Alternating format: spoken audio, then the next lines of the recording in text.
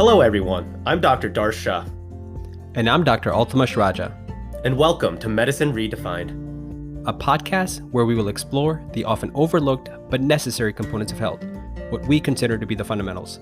We will investigate topics and practices that can give you and your patients the best chance to optimize a healthy lifestyle. It's time to move the needle forward and put the health back in healthcare. Our guest today is Nicole Lamoureux. Nicole is the CEO of the National Association of Free and Charitable Clinics, who works daily with its 1,400 member organizations and its partners like CVS to advance the mission of ensuring the medically underserved have access to affordable, quality healthcare. Nicole has testified before Congress, is a regular TV commentator who has been featured on MSNBC, CNN, and Fox News, to name a few, and has also published numerous articles on the important role of America's safety net and charitable care providers. Nicole has been named 4 times by the Nonprofit Times as one of the top 50 most influential and powerful nonprofit executives in the United States. She has received the Center of Nonprofit Excel Award for Excellence in Executive Nonprofit Leadership. In this episode, we discuss many things, most of which revolve around the topic of healthcare disparities and healthcare equity. We start by learning about Nicole's background and passion for advocacy. We then jump right in and discuss how people of different socioeconomic status have drastically different challenges when it comes to access to healthcare. Now, it's hard to have a conversation about barriers in healthcare without discussing our healthcare model in the US. So we briefly touch on that and chat about health insurance, of course, and the transparency or lack thereof that needs to be addressed and how it potentially could be addressed for a healthier and better system. A natural bridge from there is talking about the business of medicine, so we spend some time there as well. You might hear us talking about earning a seat at the table. And this is something that you might have heard some variation of on previous episodes when discussing improvement of healthcare practices. We know that assessment is step number 1 when thinking about any plan.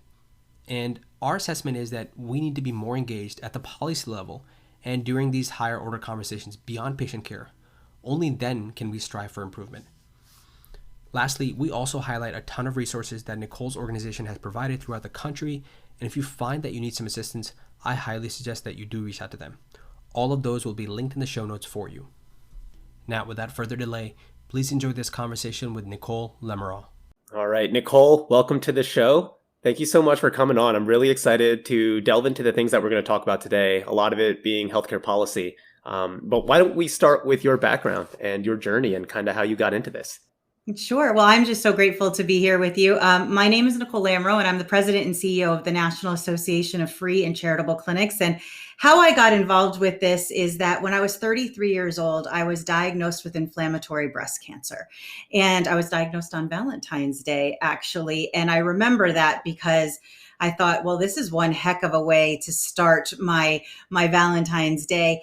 And I went and asked my parents, what happens to uninsured people when they get some sort of big diagnosis as this? Now, I had done a great job in Washington, D.C., making rich people richer. I was excellent at this. So I had the best insurance that you could think about. And I still had to clear out my 401k to pay for my cancer treatments. And my parents, being both teachers, their answer was, well, why don't you do some research and find out, as only teachers could tell you to do. And I started looking into where do uninsured people go, and where do they go if not the emergency room? And I found a core group of 70 free clinics across the United States of America who provided access to healthcare to people who are uninsured. And now this was all pre-Affordable Care Act time. And I was very lucky that they after meeting with them, that they trusted me to build an association or a group of these free and charitable clinics. So now fast forward from 2007 till now, we started with 75 clinics. Now we have over 1,400 clinics across the United States of America. We have a volunteer and staff workforce of over 200,000 people. We provide healthcare to 2 million uninsured annually. But don't think that's so crazy. I mean, we only have a staff of 4, so we're still a very small organization in of ourselves. But it really, that journey made me recognize that we all have a place in this world to help each other as we on our journeys of health. It's the number one thing we all take for granted. If you're feeling fine, you jump up in the morning and you don't even think about your health. But you both know better than anyone else that when you're sick or someone that you love is sick, it becomes the most important issue in your life. And it's all you can think about. And then if you can't afford it, it becomes even more prevalent in what you're doing on a daily basis. Nicole, I'm curious, what sparked the thought about those who can't afford healthcare or appropriate amount of healthcare? Like, where did that even come from? Was it somebody close to you? Because you mentioned that you had good insurance, right? I mean, I know that you exhausted a lot of your retirement savings, but is it after you were kind of just digging that well dry that thought came to you? Was it somewhere prior to that? No, it was actually just in the middle of one of my chemo treatments when one of my doctors and the hospital administrator came in and told me that my next treatment, if I chose to go along the path, because we had really exhausted all treatments that we had, that if I wanted to go a different path, it was $250,000 for the next treatment I was going to have, and that my insurance wouldn't cover it. And the woman next to me said, well, honey, how are you going to do that? I couldn't afford it.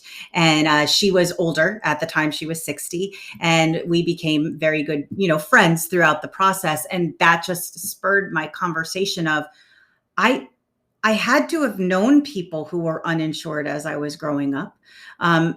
But no one talked about it. It's almost as if it's a taboo in this country. It's still a taboo.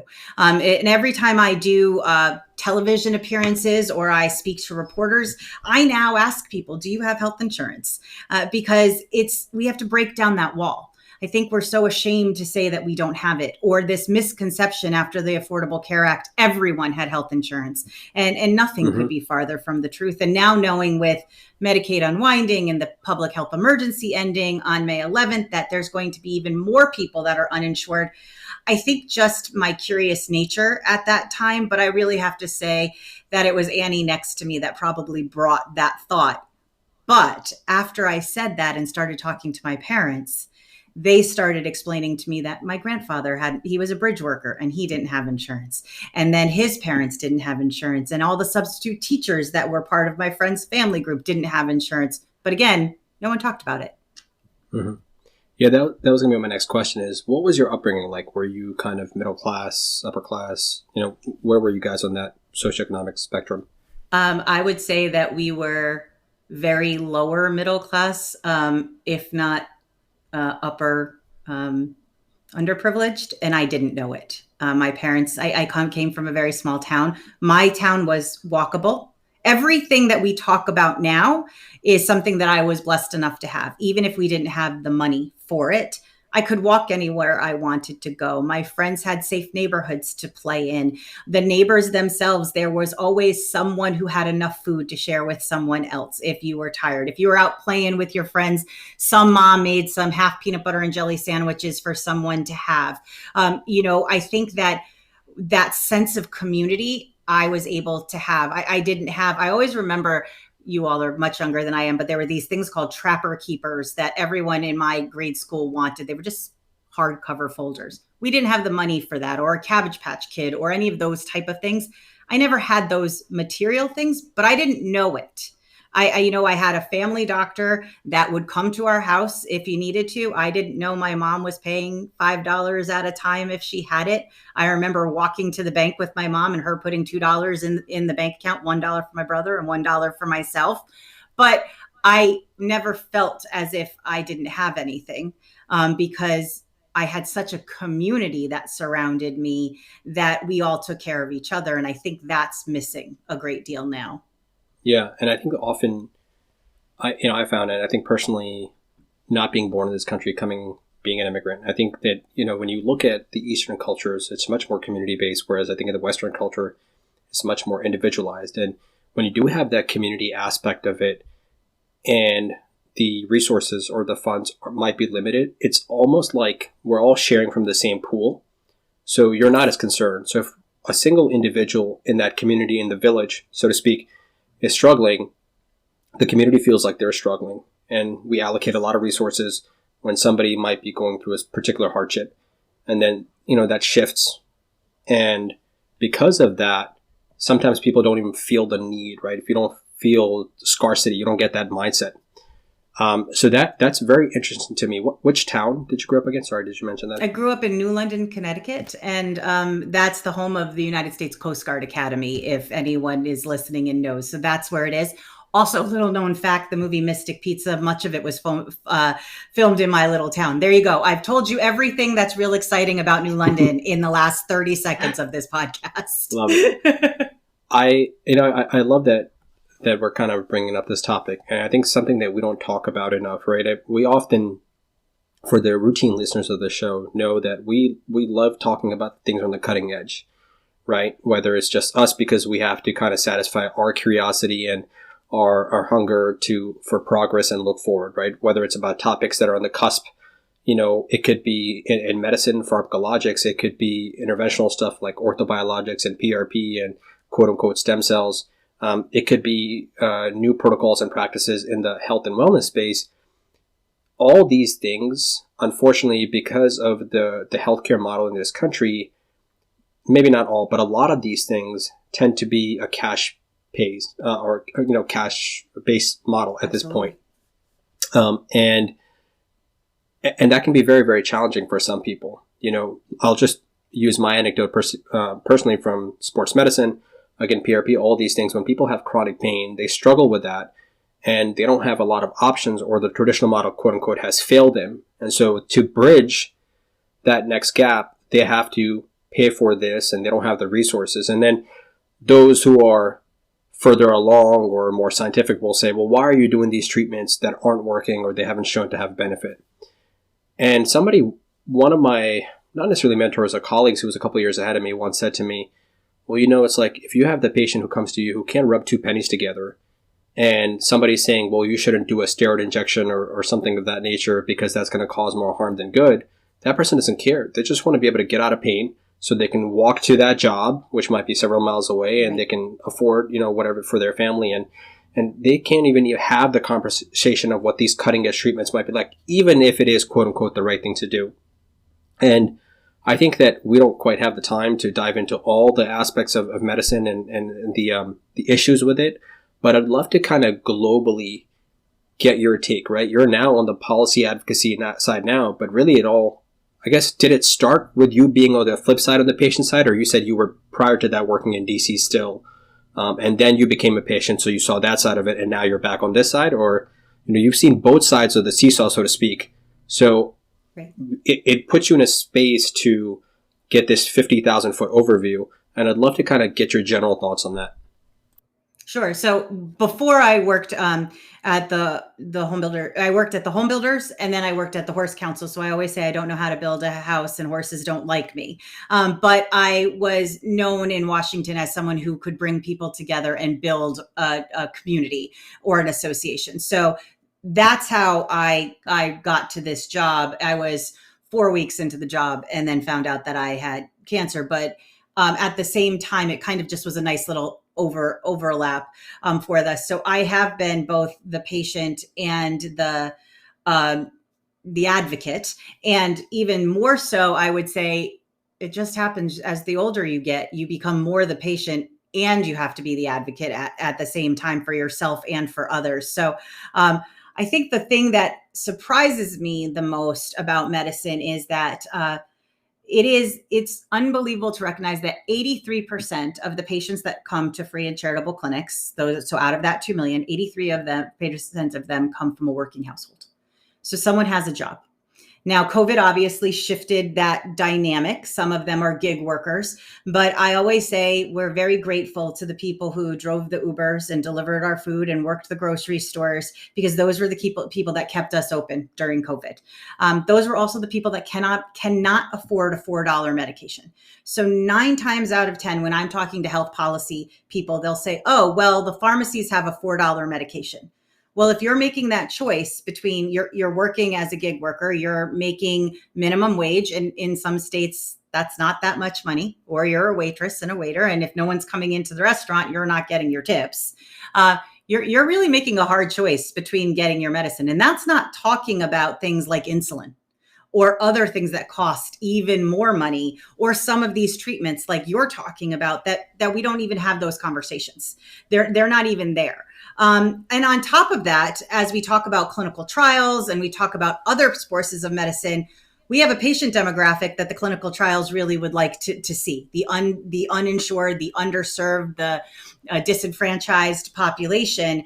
And yet we don't even have a good way to explain to our patient population what a clinical trial is, because everything is written at a 12th or college grade reading level. So we can't have those times to sit down to our patients and say, this may help you. And I bring up a clinical trial because that's what saved my life. A clinical trial is the reason why I'm still sitting here with inflammatory breast cancer and I'm not supposed to be alive. But trying to explain what that's like to a patient is so difficult. And so I understand when people say to you as a provider, well, why are you doing this? Or why are you having this conversation if they can't afford it or they don't need to? What I appreciate is when providers do have those conversations with patients, because I believe that all patients should have all information that's before them in order to make the decisions that they need to make. I think that also, if we're going to change our healthcare system, we need to make sure that patients have every right to advocate for themselves any way they need to, or they have someone who's helping them advocate. Half the time, our patients don't even understand that there's patient advocates at hospitals that can sit and work with them, or that they can call our office and we will help advocate for them when they're in a situation. Or if you don't know or understand the language, to find a translator to help you understand what's happening, or to just say, I'm sorry, doc, I don't know what you're saying. Could you bring it down to my level? And most doctors appreciate that. You're busy as providers. You have to go from one place to the next. But I know you would really welcome a patient saying to you, I'm sorry, I didn't understand that. I think that, and I think one of the things that you're doing beautifully and that I like about this is that you are opening up that door to take away that fear for the patients. And if I could change one thing, it would be the fact that the other day I was on the Hill and someone told me that I speak too plainly when I have these conversations. And I said that our patients speak at a fourth grade reading level. It is my job to speak where patients can understand what I'm saying at all times. But I also feel that it's my job to speak so providers can understand what I'm saying all times too. So I can help providers also say, okay, doc, it's just me. Can we just talk regular? Because I don't know what you're saying to me. And break down kind of that wall that exists, that I think is nothing that anybody wants to have. It's just we get in our routines and we're going. Absolutely. Yeah. I mean, there's so many awesome things right there that I want to follow up. A couple of things. I think the last piece, being able to bridge talking, patient talk to provider talk back and forth just seamlessly. It's almost like speaking different languages, right? Being able to go back and forth. Absolutely. I find it particularly challenging if you are working in academic medicine, where you have to be quote unquote more polished, right? You have to use the appropriate terminology, because again, if you're educating to the next generation, I was telling you guys offline, you want to teach the appropriate terminology. So how do you communicate? I think I recently read a piece, maybe it was from Sensible Medicine Darsh, I'm not sure, but somebody was making an argument. It's like, why do we even make this difficult terminology in medical school? It's not necessary. If ultimately we're going to end up communicating, well, if we're doing it for the patients, and ultimately we have to communicate and bring it down to a 4th, 5th grade level, whatever it is. I mean, we all know what we're saying. Like, why can't we just stay at that level? Because the other point that you brought up is often, patients are afraid to ask because we're going so fast. The provider doesn't even have to have a seat. So patients just have this sense of urgency automatically. A personal anecdote comes to mind is a couple of years ago, my mom had a heart attack and we were sitting in the hospital. And again, I think that she's lucky that she has a healthcare provider in the family, and I'm sitting next to her at bedside. Now, after this, she had a pretty big heart attack. She's doing okay now, thankfully. But her ejection fraction was very suppressed, right? So somewhere in the 25% range. And for those who don't know, an average is 60%. There is no such thing as 100%. 60% is really, 55 to 60% is really kind of the upper end of that. So 25%, I mean, you're operating about 50% capacity. So she needed to put on this vest, a defibrillator, all the time. And so the representative from the company had come while she's still in the hospital in the, the step-down unit, right? So which is basically right after the ICU, you're sitting in the cardiac unit.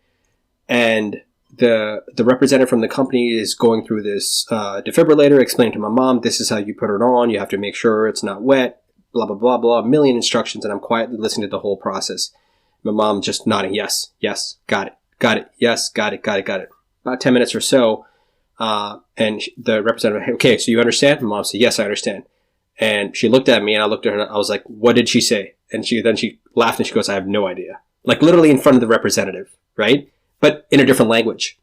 And my mom speaks English well. She worked in retail for quite some time. But had I not been there during that visit, that rep would have said, you got it. My mom said, I would have got it. And that person, I mean, they did their job. What else can you ask of this person, right? So sorry, a bit lengthy of a story, but I think that happens from time and time again. So yes, I love it when my patients say, I don't get it.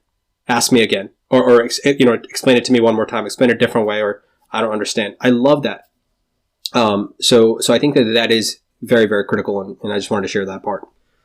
Well, I'm so glad to hear that your mother's doing better. So thank you for sharing that with us too. And I'm so grateful that you were with her. And I think it's interesting you bring up this conversation about in academia, because we have student-run clinics across the United States of America, and they're having that same challenge, because I always ask their preceptors or their advisors, if one of the goals for this country under Healthy People 2030 is that we take down the barrier of understanding between provider and patient. Like as a country, someone set the goal that more patients need to understand what their providers are saying to them.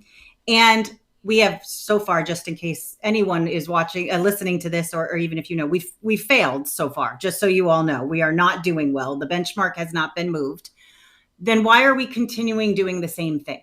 Why do we have to continue down this process? Why are you in academic situations or our student-run free clinics being held to that standard in academia that our patients can't understand, but yet later you're going to get a failing mark anyway? So that is one of the places where I find we have a breakdown. Someone in Washington makes a rule.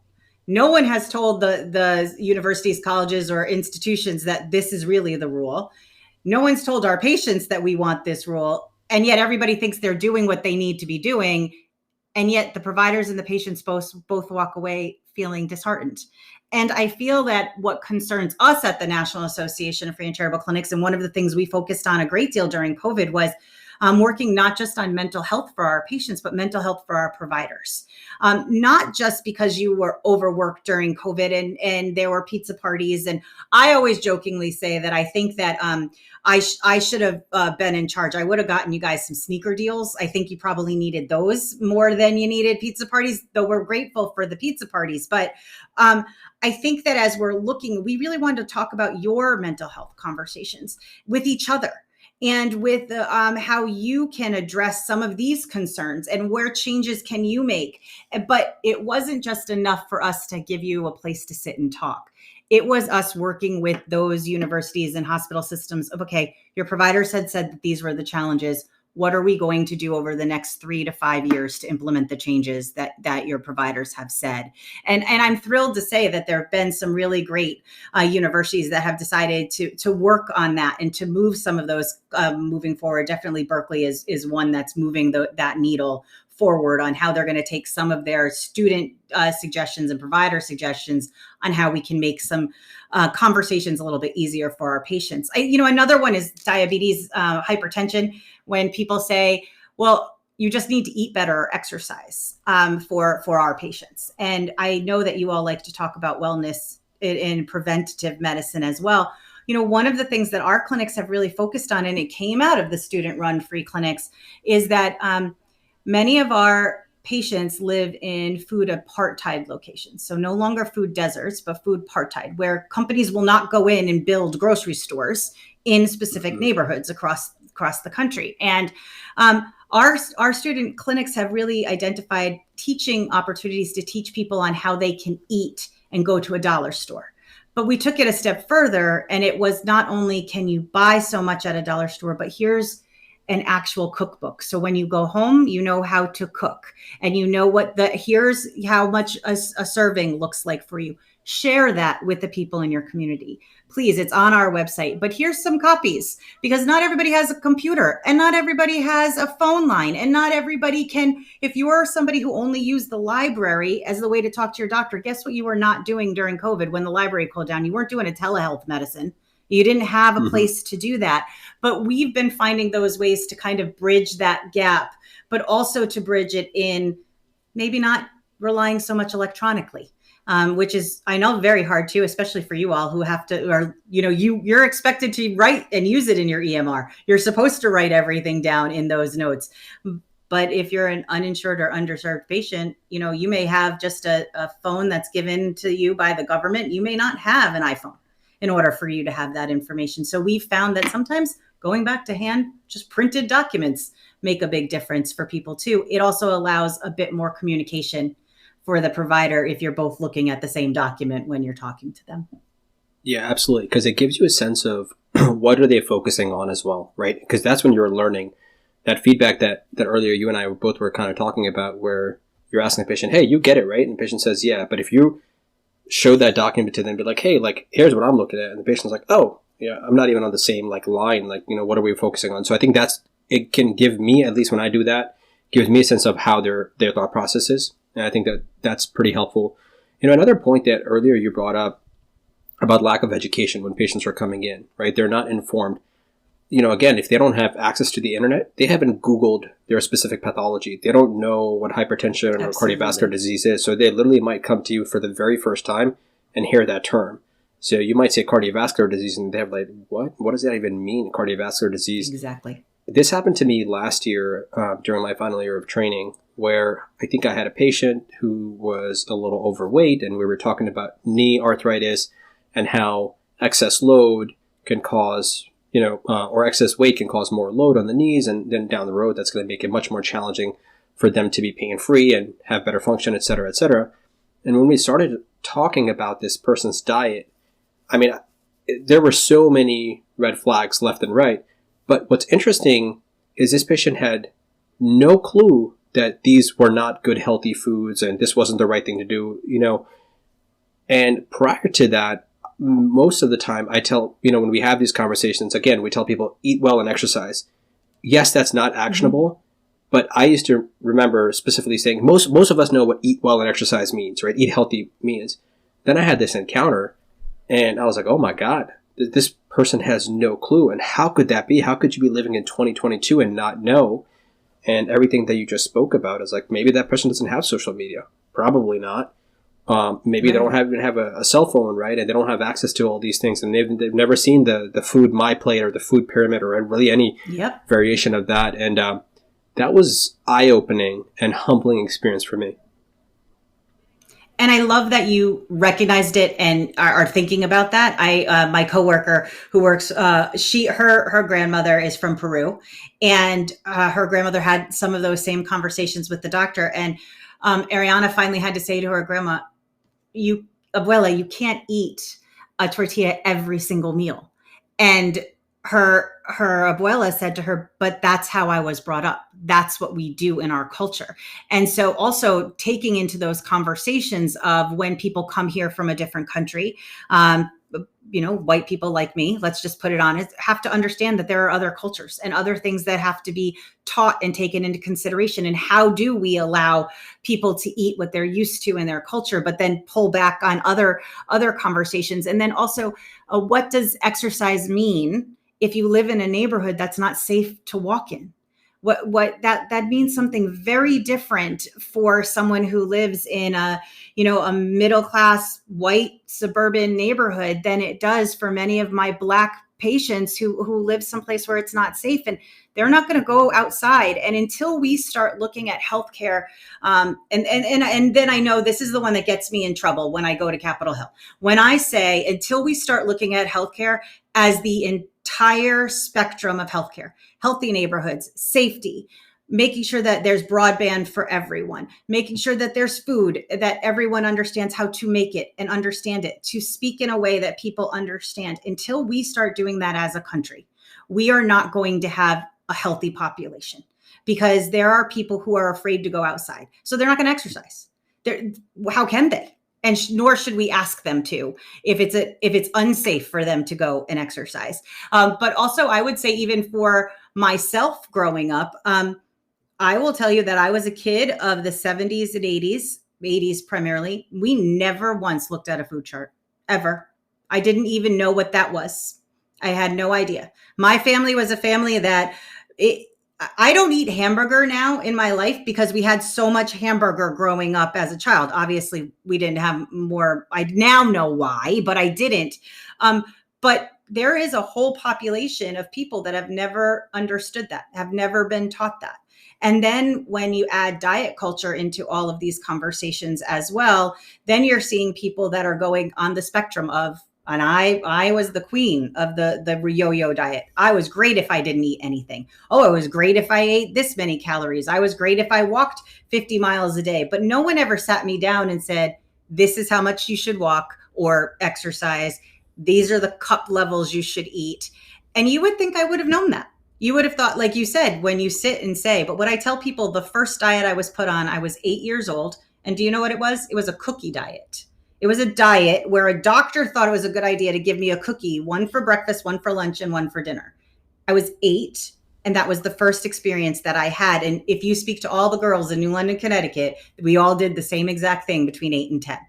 And so life has changed so much. And it's so odd when I look at people like you, both of your faces are quite hysterical to see that, just for the record, as providers, to see that was someone's experience. But I think that also brought me to understanding, how can I help the next generation or the next group of people get healthier? And what does that mean for people as well? Yeah. A lot of what you're talking about, to me, seems like a lack of transparency within the entire realm. Just like how you said, we need to expand the spectrum of healthcare. So, as residents, I was, Baltimore's not too long ago, or I am, we complain a lot, right? About the work hours, about lack of autonomy sometimes, program dependence, certain things. And I think at that moment, as we're getting our education, for me at least, I start to think of my patients and start to think about those things that I need to talk about, and maybe on the same level of those complaints, and maybe having that connection. But then we get a lifestyle upgrade. We get a pay upgrade, right? When we become an attending, and we often move locations. When I trained in Philadelphia versus now being in Hershey, it is a completely different language I use with my patients, right? I'm seeing completely different things. And so as doctors and as providers, as we go through our journey, we can lose that sense of communication and clarity with our patients and that transparency. But I also think about it from each relationship. So not only the doctor-patient relationship, but also who's running the hospitals, right? We're having MBAs and business administrators running the hospitals, but then the doctors and the PAs and the nurses and the students are running the medicine. But it seems like that inefficiency in healthcare has just always been there. And like you said, nothing's really changing. We know there needs to be a change. We look at other countries and we see that there needs to be change, but yet nothing has really been done. And I think about it all the time that no one's ever asked me about my experience and how we can make encounters better, right? No one's ever asked me about how I can talk to patients better or what we can do to make it more efficient. And I rarely see consulting happen in medicine, in hospitals, even bringing external consultants. And if there are, a lot of it's kind of just focused on the money and the business side of it. Being in rehab, all I see is the admission list and how can we get more patients through the door? How can we discharge faster? And so again, it comes down to transparency, and even having that conversation with patients when they say, hey, I don't get it, or the clinical trials. I almost sometimes get scared of even asking if they understand sometimes, because I don't even know how to explain it. I don't even have the education to understand how insurance models truly work and if their drugs will get covered or not. So I guess, it's a long-winded way of me asking you, is there change on the horizon, or what truly needs to be done in order to have this transparency on all levels so that we can all be part of a system that understands everyone's roles and kind of what the solutions, if I can say, might be? Sure. Oh, well, How long's your podcast again? Because I've got a lot of suggestions, but I think I can wrap up one of the things pretty simply. I was sitting in a meeting on Capitol Hill prior to the Affordable Care Act, and a staff member, we had been there for a very long time, hashing out deals, like who liked what, who didn't like what. And there's the first transparency conversation. It wasn't just two plans that everybody decided on. There were hundreds of different healthcare plans, and they all came from an insurance company or a policymaker, but not from doctors, not from the medical provider perspective. And the staffer ran in and said, I've got it. Everyone in the world can just pay $200 and then everyone will get insurance. And everyone's sitting around and they're like nodding their head. And so finally I said, well, first off, where did you get that? Like, where'd you get $200? Like, that's an interesting number. I'm assuming it must be somewhere. And he said, well, that's just what I pay out of my paycheck. And so even on the policymaker side, there was not the understanding that, well, Congress pays for money behind that. And not everyone has insurance from an employer. And not everyone has the money. Not everyone has $200. And so I think the first place that we have to understand is that our healthcare system in our country is not just one and done. Our healthcare system is basically a ball of twine that we just keep having to separate. So we have private insurance and we have government insurance, but those two things are mixed together. And many people don't recognize that the same people that are working on your pharmacy benefits are the same people that are working for the private companies, are working for the government at the same time. And some of those rates, so Medicare rates and some insurer rates are the same, but in other insurer rates, they're not. And it gets very boring to people. But if somebody just said, okay, not everyone gets the same exact thing, but these people get the same exact thing, people would start to understand that the transparency becomes harder and harder because, let's just be honest, money makes decisions in this country, and people give money to political action committees and they make decisions. So one, needs to be more work on bringing in providers to have conversations about what changes need to be made. Second, I think that the insurance companies, the pharmacy benefit managers, and hospitals, that conversation that you're having, there really needs to have that patient experience or that patient voice and the provider voice. So at the free and charitable clinics, and again, we're not funded by the federal government, so we can do some of these things easier than other people. But we ask our providers, what will make things better? What have you seen that has caused a problem? But we also ask our patients on that. And it's not focused on, I don't even know if you all have 15 minutes a patient any longer, but, whatever number is given to you at how quickly you need to see people. And I think that's one of the other areas is, I think you mentioned it before, a lot of things are moved on how quickly we can get people in and out and how much money are we saving or utilizing. And, my husband, in September, he fell in our home and he smacked his face on our granite countertop and then went backwards and hit his head again. I tell you this story because my husband he had 6 different doctors. None of them spoke to each other. And he was overprescribed for blood pressure medicine. And his blood pressure dropped so fast that's why he passed out.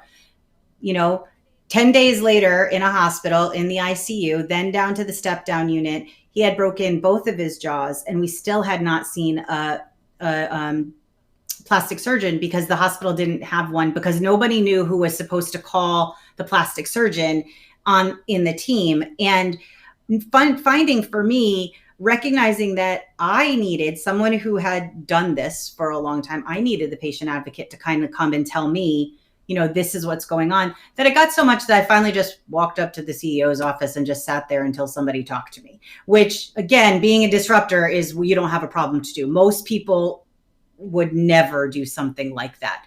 But that's the question I asked is, where's the transparency? Where's a book that I can look up to say, who do I call? I'll call anybody. I don't want to bother your poor doctor that's coming in at 6:30 in the morning and has a bunch of other patients to see. I can call someone, give it to me.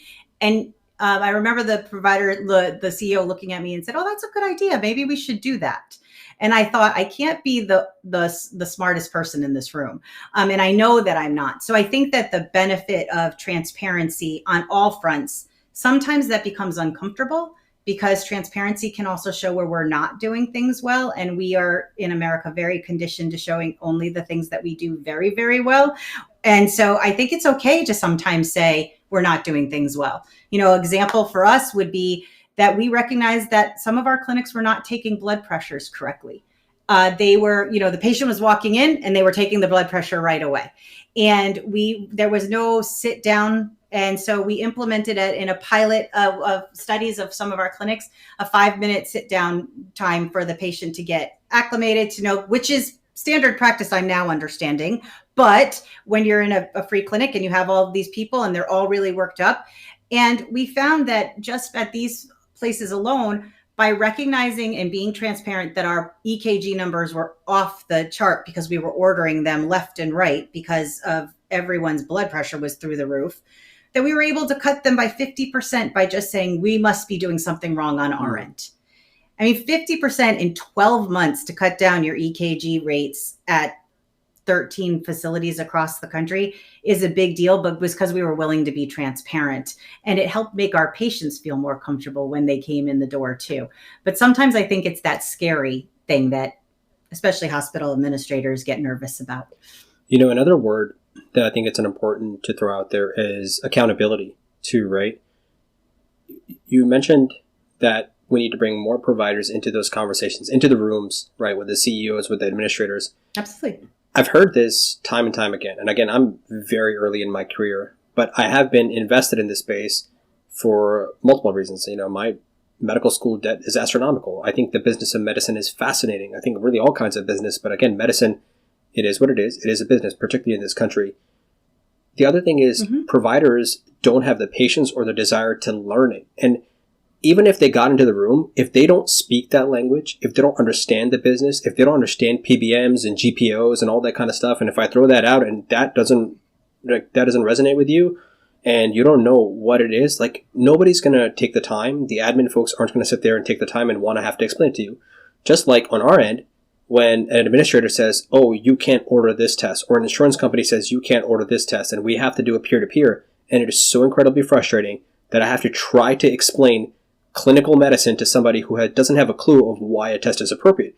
So that frustration is shared on the other side as well. So I am going to call out my colleagues and my providers as we have to understand that as well. Otherwise, this concept of earning a seat at the table comes to mind from something I've heard Eric Cressy speak on in a different context. But I think that that's so critical. And, a book that I will throw out there that I recently completed, Marty McCary, is The Price We Pay, right? He talks about the healthcare system, and he's written on this time and time again.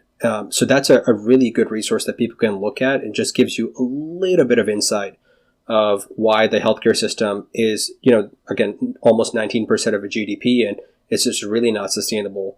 But if we don't educate ourselves, then I don't really know if we can sit there and complain that, hey, we're not in those rooms, because if we get in those rooms, then what? Right? If we can't have the conversations and we can't speak onto how to actually make change, if we can't advocate, your word there, right, for our colleagues, for ourselves, really there's no point in going to that room, right? So I think that's something that's also important to highlight. I think that's a great point. I think that's something that's very disheartening to me, that you're not taught that in school. That I agree with everything that you just said, because also being a woman in Washington, D.C., talk about earning a seat at the table. But I had to do the same thing. I had to go out and find the books and learn that. And so that's why we're trying to build a system where I'll spend time with people on the phone and explain what those words mean for you. You can look on our website. We have glossaries, we have information, because if you don't know, you can't make the changes. But I find it so ironic. And again, I'm here, you guys, I'm good at one thing. I'm really good at talking. My dad has said, find something you're good at and get someone to pay you for it. But I'm also good at some logical jumps. Now, I'm not great at math, and I'm not a great writer. I will fully admit that. But I don't understand how the business of medicine is not explained to you if you're expected to be in a setting. Only because as a provider, you're only as good as the information that you have. And I think that it's a disservice to you that when you go through med school, it's not taught. I also think that from a perspective of I go to classes even if I don't know, and I have I have someone who's in the medical field teach me things. And then there's times where I just don't know, so I just have to hire someone to help me. So on the other side, I would say to the hospitals, you're going to have to hire that liaison that really speaks both of the languages, or make it a position so that person who does know both of those things and can explain the business to the business and then to you all. But I do think that's disheartening that you're not taught that in school as well. Yeah. My initial thought, you guys have to learn a lot, though, so it's not fair. And I didn't expect you to learn one more thing.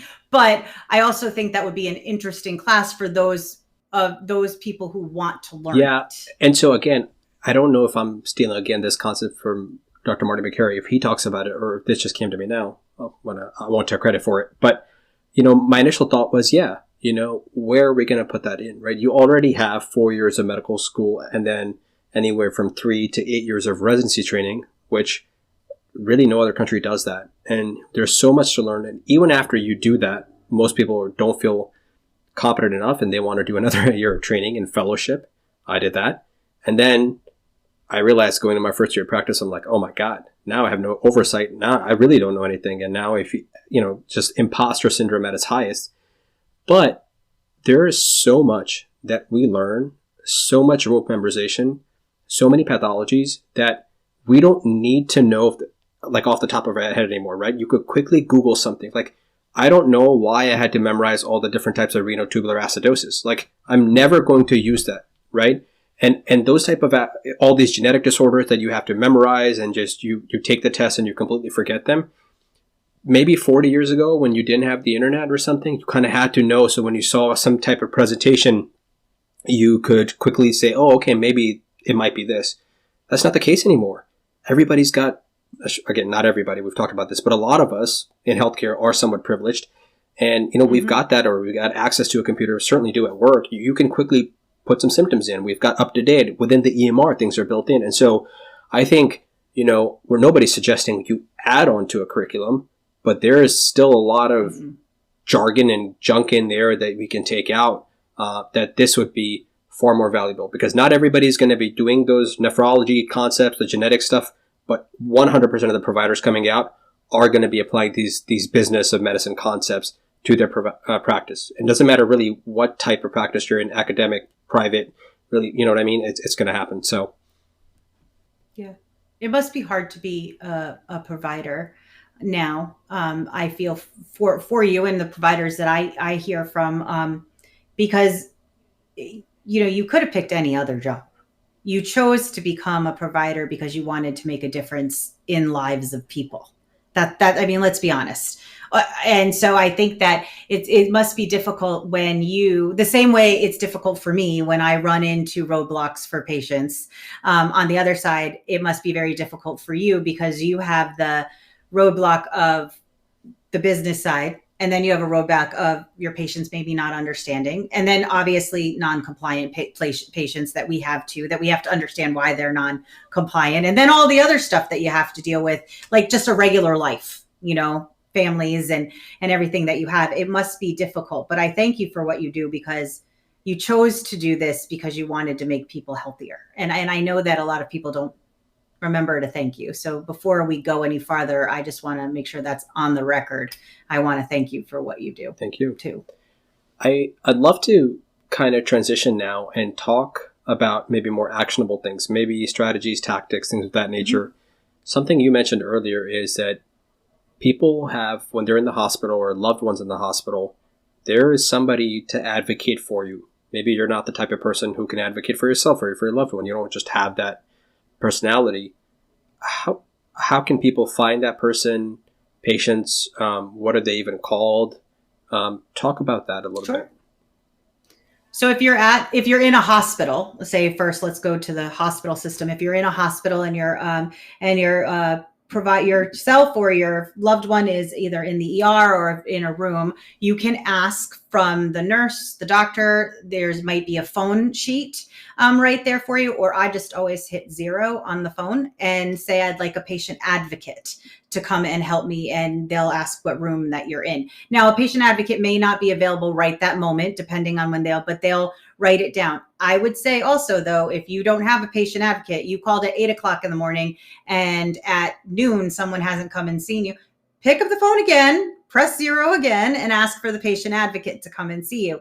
Now, there's not, they may be able to put you on a list, or they may be able to help you, but there's definitely something there. Also, I would also tell you, please be very kind to your nurses.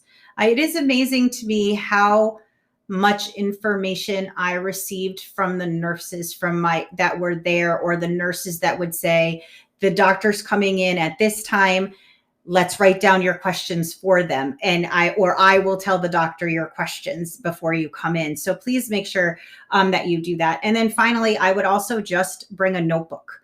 I know that that's a hard thing. I would bring a notebook to every doctor's appointment I had. I'd bring a notebook to every time I'm in a hospital, and I would write things down. I know there's the old joke that you lose 83% of your hearing when a doctor tells you what your diagnosis is.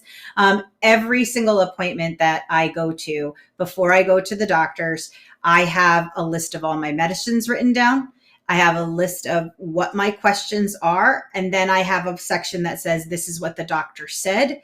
And then I ask the doctor, if I leave here and I don't know what I'm supposed to do, who do I call in your office? So I think there's 2 sets of patient advocates. There's one in the hospital situation. There's one where you're the patient advocate for yourself.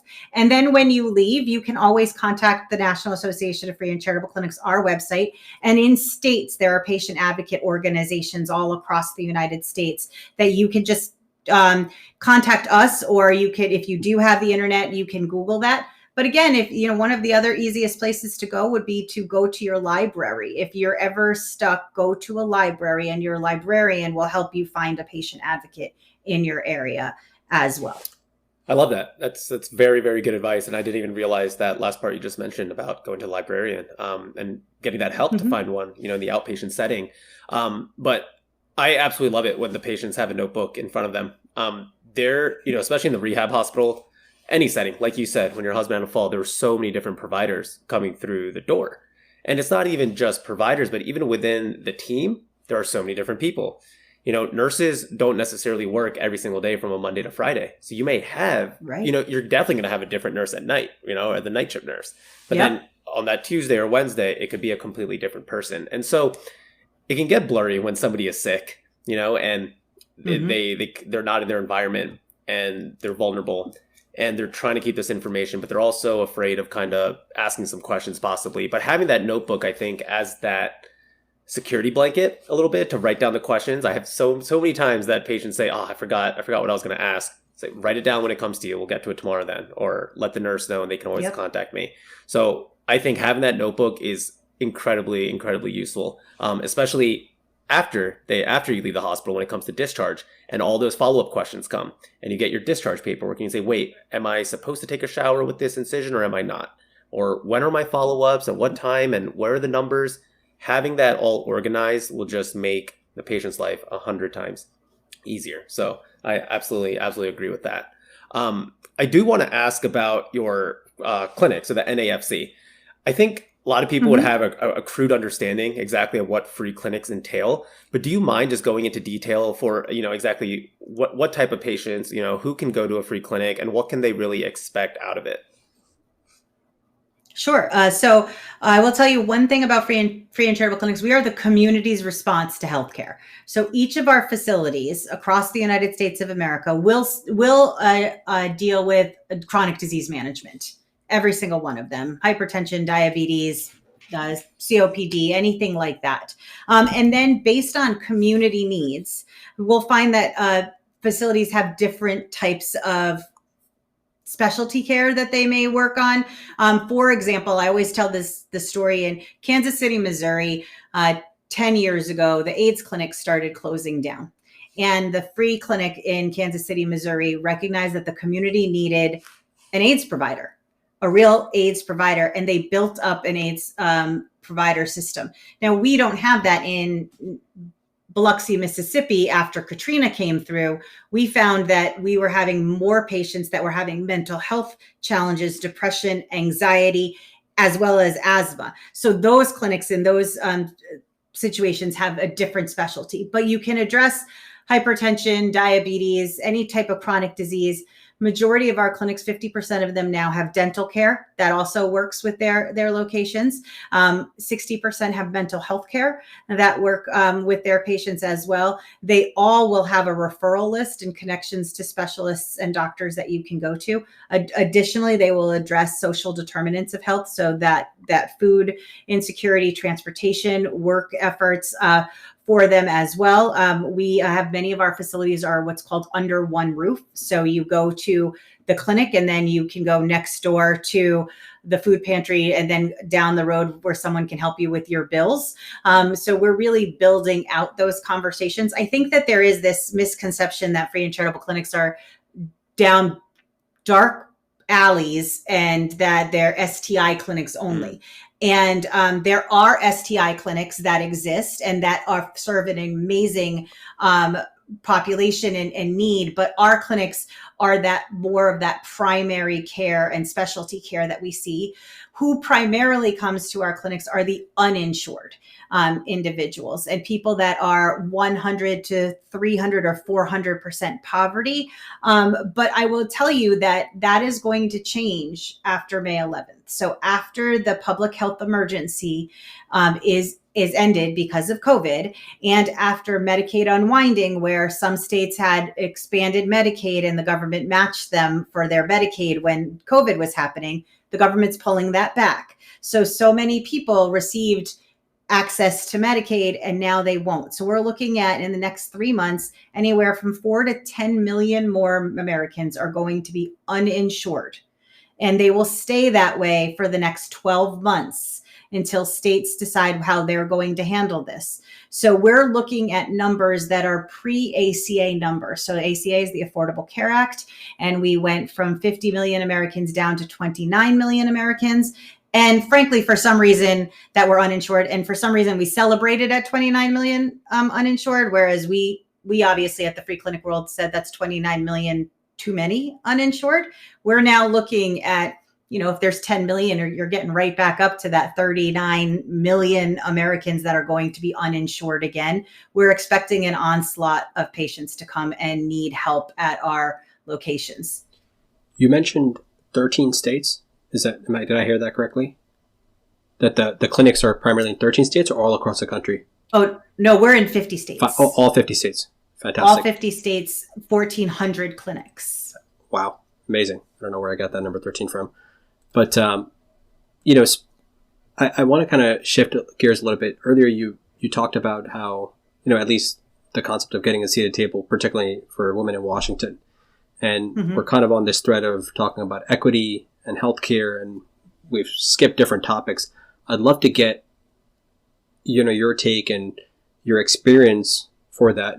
You talked about how you've been an advocate at Capitol Hill several times, talking about policy change. What are some major barriers that you've encountered when it comes to this specifically, this topic of equity, healthcare, affordable healthcare, really for all those, ensuring those 29 million people who are maybe now 39 million that we're expecting to be after May 11th? Is that the day? Yes. Yeah. So close to 40 million that we're expecting. What are some specific barriers that you've encountered, and then maybe even have been amplified, particularly because of you being a female? Well, I'd say the first one and the most heartbreaking one was after George Floyd was murdered. Our board of directors made an incredibly strong statement against the murder of George Floyd and police brutality, and how this is racism as a public health issue. Not only did we make a statement, our organization stopped on a dime, changed our entire board of directors makeup. We also hired a diversity, equity, and inclusion expert to review every single policy and procedure at free and charitable clinics across the United States to ensure that they all came from an equity lens. From that, soon after there was the insurrection at the Capitol building, I have been very vocal on both of those issues, and I started to receive death threats at my home. People tried to break into my home. People broke into our office. People had threatened my life because single-handedly, I was going to ruin America by ensuring that everyone had access to healthcare. I wish I was that powerful, because if I could single-handedly do something, I would have done it already. But B, also, I guess if you're asking me, the biggest question is just the polarization and politicalization making healthcare politics. I think that where this country has put politics over people, and there are two very strong sides and they don't mix very well. And that has caused a breakdown in equity. I think also there has been, we are incredibly stuck in our country into white supremacist systems that have worked and we don't want to change in those. So I think that has impacted how healthcare is organized in our country. Additionally, I think the other big thing that we're finding with many people is just that concept of it's how we've always done it. So that's how we always need to do it. During COVID, there was this massive, and again, please excuse the non-medical provider speaking to medical providers who know this better than anything. But there was this amazing push that we should do everything differently. We need to understand that healthcare is different in our country, and how do we value our providers and we'll do things different. So we had people, really supporting our work and recognizing that to make it more equitable and to break down the concerns that people had against getting a vaccine, we needed to set up clinics at bus stops, because if they don't have a car, they can't get to where the vaccination center is, or recognize that we can't set up these massive vaccination centers in the middle of a city when half of the people live in a rural area and no one's getting near them. So also, how do we take a parking lot and turn it into a place for not just COVID tests and exams, but also a hotspot for children to do their homework? And how do we pick up food? And we really had this amazing push from hospital systems and insurance companies and philanthropy that we're all going to change the face of healthcare, and yet to make it more equitable. And then now that I guess COVID's over, everything's going back to the way that it was before.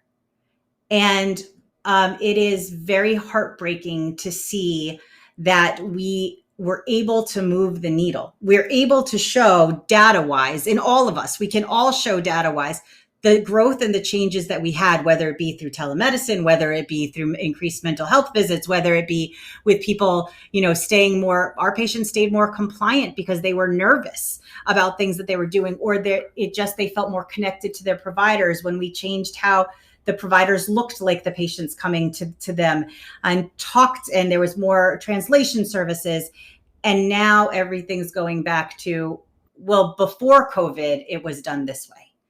And so I would say that that's my biggest fear, that equity is, unless we are going to continue to charge head on and say that the way we used to do it was broken and the way that we used to provide healthcare and access was not working for everyone, but working for a select few, and we keep breaking down those walls. If we go back to where we were, we're never going to make those changes. Mm-hmm. Do I think that people are listening? I think that, frankly, it took 15 votes to get a Speaker of the House of Representatives, and that should show you what's happening healthcare policy-wise in Washington, D.C. right now.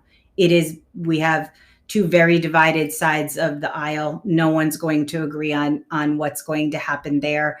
And so it will have to come from the grassroots effort up in order to make those necessary changes. One of the things that really kind of bother me, or I have a gripe with, is when things have kind of just always been the same. When we know there should be a change, mm-hmm. when we know instinctually, inside of us that there should be something different. And, yesterday was the Super Bowl. I'm from Philadelphia.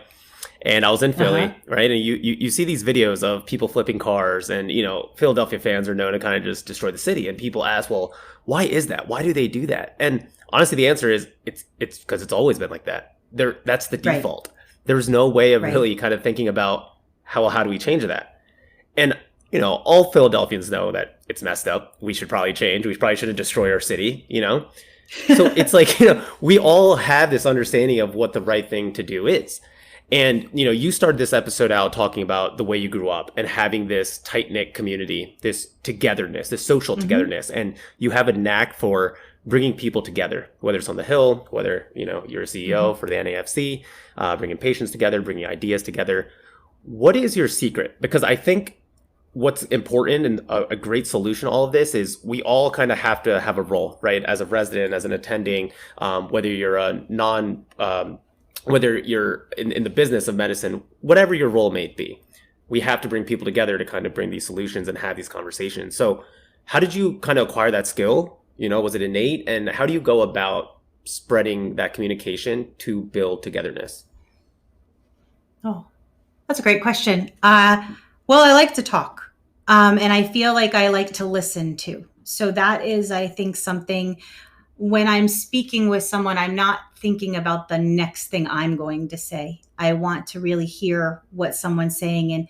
And so I'd say three things. One, I try to be as authentic as I can and vulnerable at all times with everyone. I'm not afraid to tell you I don't know. And I think that helps a great deal when you're building a collaboration to bring people together, is to recognize what you don't know. And it's okay if you don't know it. It's funny. I think doctors do that well, in the fact that you all, if I came to you and said that I had a problem with, a migraine, and you're not a doctor to do migraines, you would help me find someone to do that. And whereas I think sometimes in the policy world, it's expected that you know all of the answers to everything. And so that's my first thing, is when I don't know, and I have no problem admitting it. Two, I can be quiet. And I think that's an important time, is to understand what people need, because it doesn't matter what I think that they need. If a community needs something different, then it's my job to help them find what they need. And then I think finally, my grandmother always said, just practice the golden rule and treat people the way you'd like to be treated. And I think that has served me very well, whether or not I'm speaking to some of the richest funders in the world, or I'm speaking to a patient. And I close it out with this one story. We were holding a very large clinic in New Orleans. We were invited after Katrina because they didn't have a hospital. They didn't have a place for patients to go.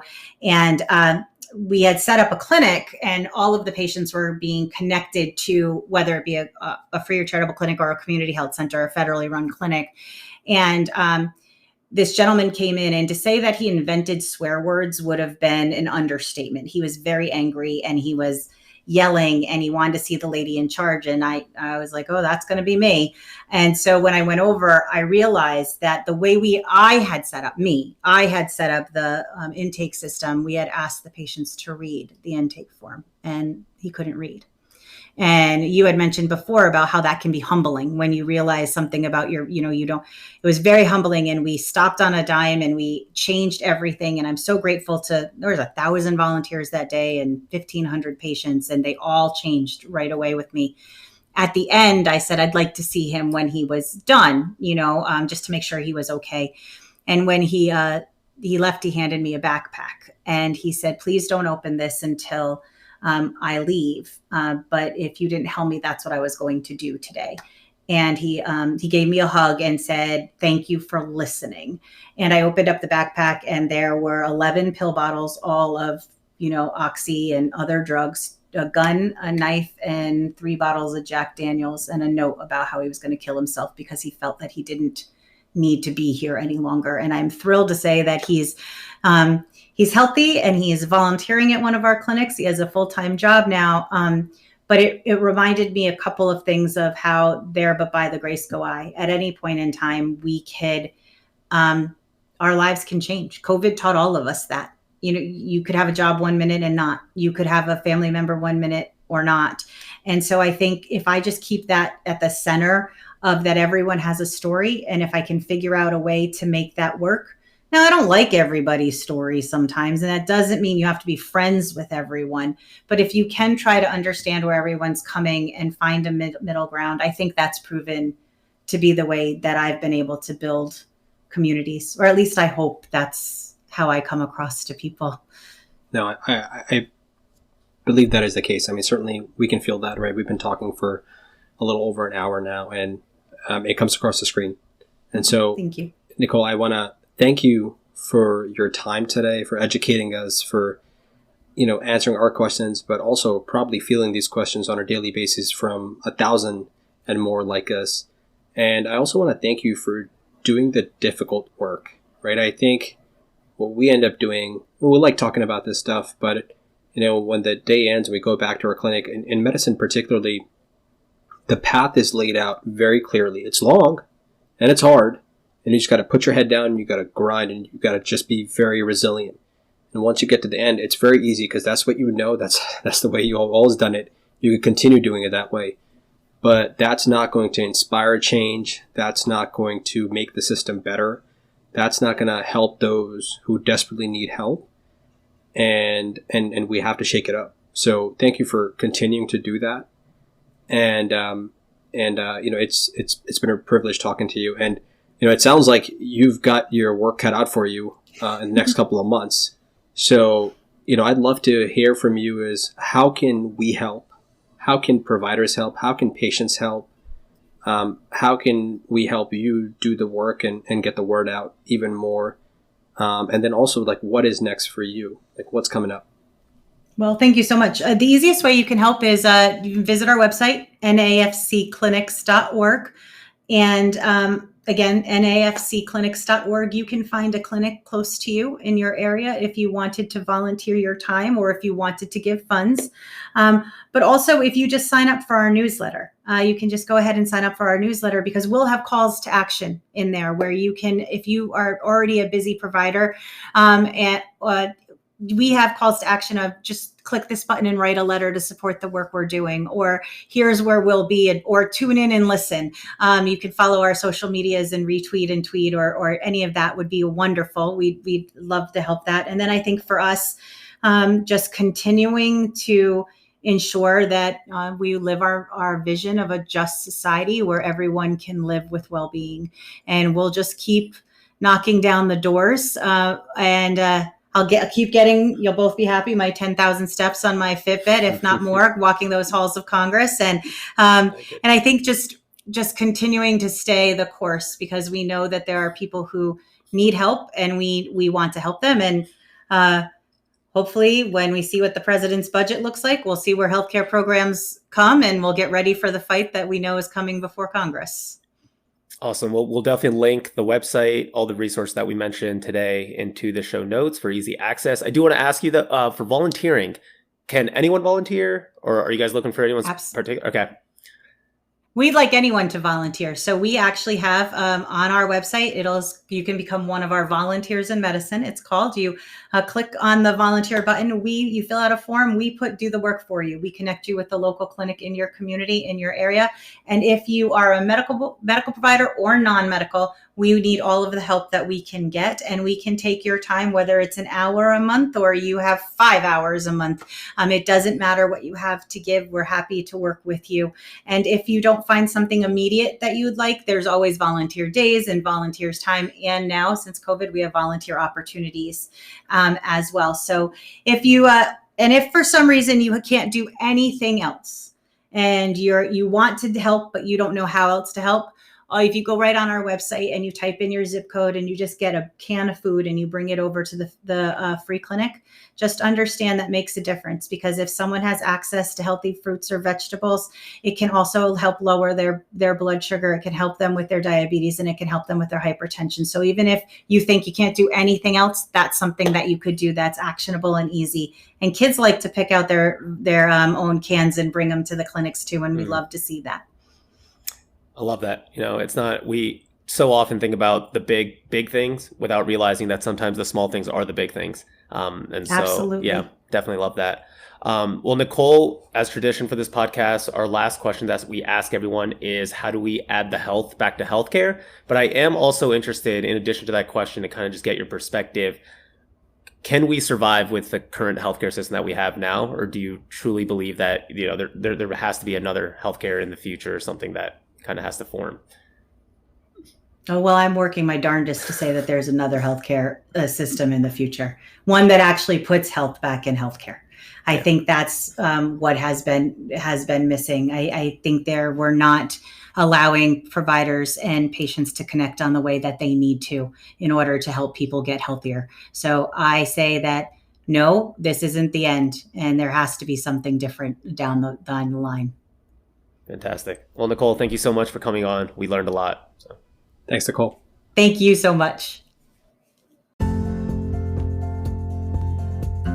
As you learned in the show, the state of our healthcare and those in need is about to change dramatically in the next few months. So I ask that you please do what you can. At the very least, please check out the website and consider signing up for the newsletter or following the NAFC. My buddy Darsh said it best. We all have a role in this, and only together can we help redefine medicine. Now, before signing off, please remember the important disclaimer that everything in this podcast is for educational purposes only. It does not constitute the practice of medicine, nor should it be construed as medical advice. No physician-patient relationship is formed, and anything discussed in this podcast does not represent the views of our employers. We recommend that you seek the guidance of your personal physician regarding any specific health-related issues. However, if you enjoy the show, please be sure to subscribe, review, and share with anyone who you think will gain value from this. And until next time, thank you for listening.